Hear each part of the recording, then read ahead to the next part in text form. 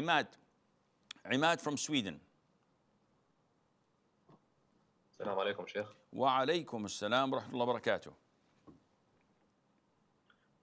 Sheikh, I have a question, which is my father has sacrificed everything for me, which he had in Sweden, in Syria, in order for me to get an education in Sweden.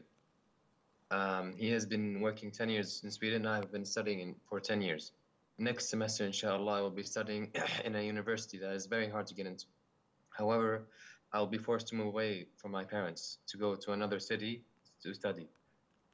This results in more rent and other expenses which I can't pay for. And alhamdulillah, my father has the means to pay for all of this until I finish studying. However, he does not want to spend on me from his savings. Rather, he wants to take a bank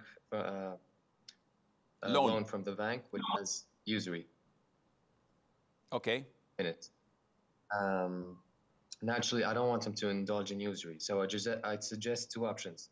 The first one is that he pays for my expenses by his savings, and the other one is that I take a break from studying for a few years in order to be able to pay for my expenses.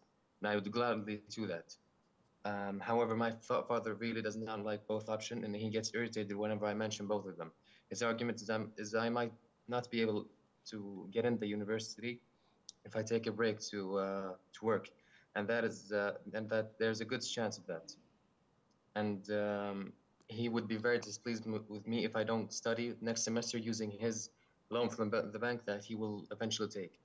And that's my question. بدي أختم كلامي يا شيخ وإني أقول لك أحبك شيخ بارك الله فيك. أحبك الله الذي أحببتني فيه. أخي الكريم, you are totally right in your decision.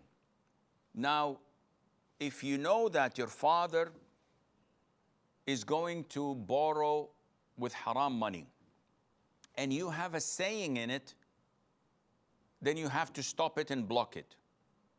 What do you mean, Sheikh? I mean, if your father is going to apply for student loans in your name, so you'll be the one who's paying the student loans and the loans are on you. In this case, it's a matter of life and death. Do not accept. Even if he's irritated, he's angry, whatever, it's totally haram.